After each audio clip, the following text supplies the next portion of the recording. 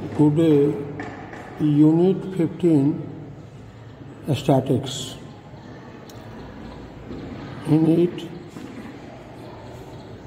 first of all, we should know about statistical data. What is statistical data? Collection of observations in a row or in a column is called statistical data. It is of different types, but primarily we should to know collection of observations in a row or in a column is called statistical data. When collection is represented in a row, it is known as row data, and collections represented in a column called column data. For an example, number of persons in each 12 flats in an apartment are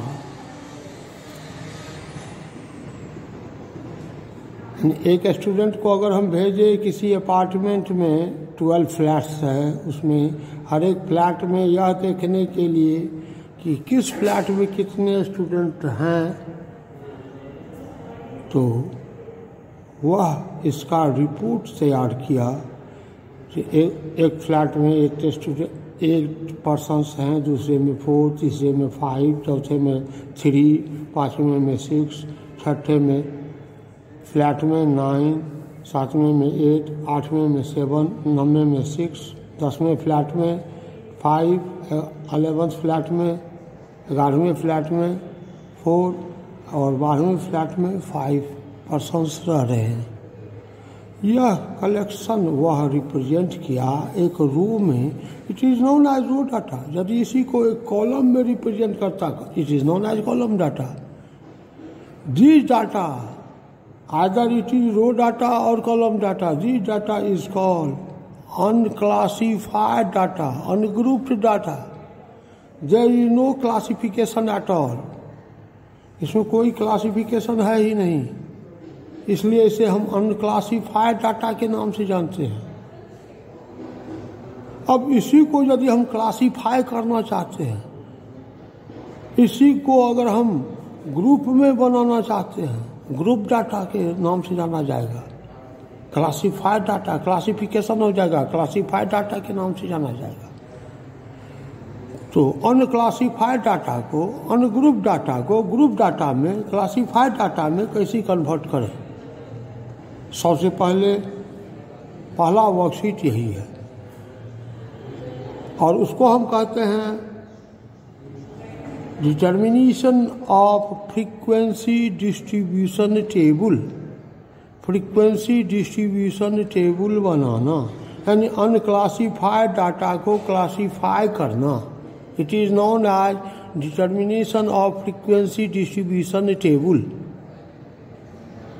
जैसे इसी यह जो data है, जो collection आया है, इसका हम क्लासिफाई करने जा रहे हैं। तो क्लासिफाई करने के लिए सबसे पहले जरूरी है हमको रेंज डिटरमाइन करना। रेंज क्या है? बिना रेंज का हम क्लासिफाई नहीं कर सकते हैं। Range has a great role in making frequency distribution table. यहाँ हम लिख दिए हैं, range has great role in making frequency distribution table. Frequency distribution table बनाने में रेंज का बहुत बड़ा योगदान है, बहुत बड़ा महत्व है। अगर बिना रेंज का हम टेबल बनाते हैं फ्रीक्वेंसी डिस्ट्रीब्यूशन टेबल, तो ये कहाँ कितना % सही होगा ये कहना गलत है। कुछ नहीं कह सकते उसके बारे में, सब गलत हो जाएगा। तो रेंज के लिए सबसे पहले हमको ऑब्जर्वेशन में मिनिमम और मैक्सिमम देखना है। मिनिमम ऑब्जर्वेशन क्या है, मैक्सिमम ऑब्जर्वेशन क्या है? जैसे यहाँ पर मिनिमम 3 है और मैक्सिमम जब जाते हैं तो देखते हैं मैक्सिमम 9 है। Minimum observation 3, maximum observation 9। तो range that is the difference of maximum and minimum observations. maximum observation minus minimum observation, that is range. 9 minus 3, that is 6. 6 is the range of this observations. इस observation का range 6 है। तो range 6 है, तो अब हम इसको क्लासीफाई करने जा रहे हैं। तो क्लासीफाई करने के लिए हम 3 कॉलम बनाते हैं, column 1, column 2, column 3। First column class interval, first column class interval, second column tally marks and third column frequency. Tally marks, a representation of counting in italic form, it is called tally marks. जब हम इस observation को count करते हैं, गिनती करते हैं, तो गिनती करके उसको रिप्रेजेंट करेंगे इटैलिक फॉर्म में, that is called tally marks. Here class interval, तो क्लास इंटरवल शुरू करते हैं, तो मिनिमम ऑब्जर्वेशन दैट इज 5, तो sorry minimum observation that is 3, तो 3 to 5। Here in this observation 3 and 4 included, 5 excluded, 5 नहीं आएगा इसमें। 5 to 7 in this observation, in this interval 5 and 6 included, 7 excluded. 7 to 9, 7 and 8 included, 9 excluded।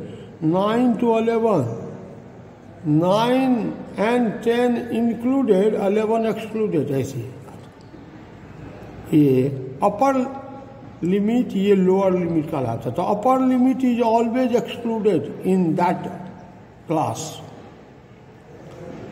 In first class 3 to 5 count करते हैं, 3, 4 कितना है, तो 1, 2, 3, 1, 2, 3, vertical line 1, 2, 3, frequency 3।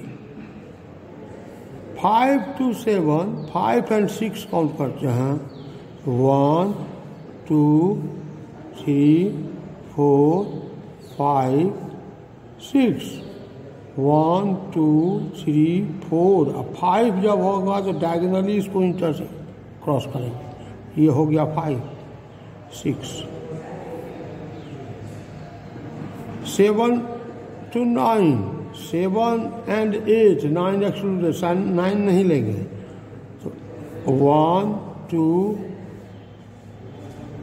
2 ही है, 1, 2, 2। 9 to 11, 9, 10 एक ही है, 9, 1। अब ये जो इसको हम कहते हैं फ्रीक्वेंसी डिस्ट्रीब्यूशन टेबल, ये मेन चीज़ है, और यही है वर्कशीट 1। वर्कशीट 1, अब देखते हैं वर्कशीट 1।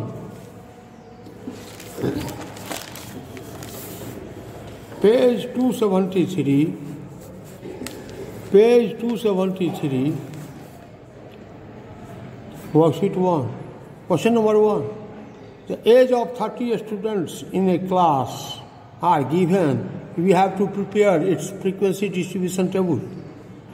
30 स्टूडेंट का, क्लास 8 में 30 स्टूडेंट का एज ईयर में दे दिया है, इसका फ्रीक्वेंसी डिस्ट्रीब्यूशन टेबल बनाना है। एक क्वेश्चन अगर तुमसे बन गया, एक समझ गए, तो हर एक प्रॉब्लम तुमसे बन जाएगा। केवल जरूरी है एक क्वेश्चन समझने का, जैसे अभी बताया है वही ये दिया हुआ है सबका एज। तो अब इसमें सबसे पहले हमको रेंज डिटरमाइन करना है। रेंज कैसे डिटरमाइन करेंगे, तो मिनिमम ऑब्जर्वेशन और मैक्सिमम ऑब्जर्वेशन नोट करेंगे। Minimum observation that is 12, maximum observation that is 15। Minimum observation 12 है और मैक्सिमम ऑब्जर्वेशन जो है वह 15 है।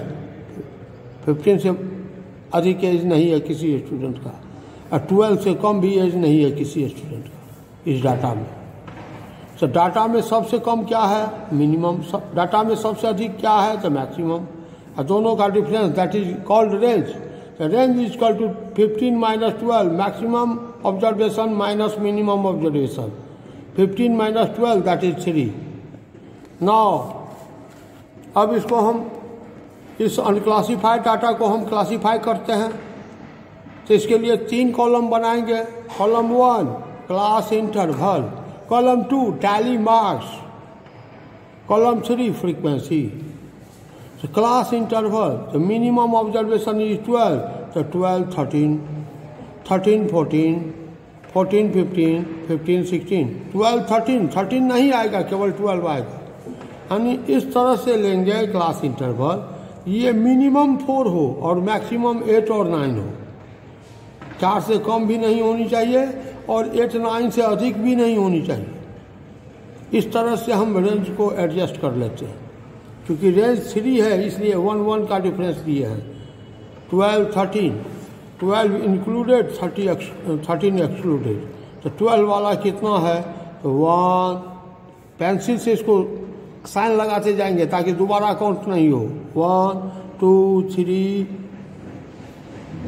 4, 5, 5. तो 1, 2, 3, 4, 5, 5. ये tally marks italic representation of counting और ये फ्रीक्वेंसी उसका. 13, 14, 13 आएगा, 14 नहीं आएगा. तो 13 कितने हैं, तो 1, 2, 3, 4, 5, 6, 7, 8, 9. 1, 2, 3, 4, 5, 6, 7, 8, 9, 9. 14, 15, 14 आएगा, 15 नहीं आएगा. 14 इंक्लूडेड, 15 एक्सक्लूडेड है. कितने हैं 14, तो 1, 2, 3, 4, 5, 6, 7, 8, 9, 10, 11, 12. 1, 2, 3, 4, 5, 6, 7, 8, 9, 10, 11, 12, 15, 16. 15 आएगा, 16 नहीं. तो 15 कितने हैं, 15 काउंट कर रहे हैं. 1, 2, 3, 4 ही है. 1, 2, 3, 4. अब ये भी चेक करना है, अगर इसको ऐड करेंगे तो 30 आना चाहिए, क्योंकि 30 स्टूडेंट का लिए हैं. तो 5 + 9 + 12 + 4, दैट इज 30. ये इसका मतलब एक भी छूटा नहीं.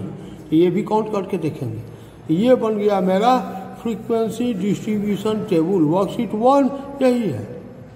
अगर इसको तुम समझ गया तो वर्कशीट 1 कंप्लीट. आप इसका प्रैक्टिस करेंगे. तो डू वर्कशीट 1. Thank you.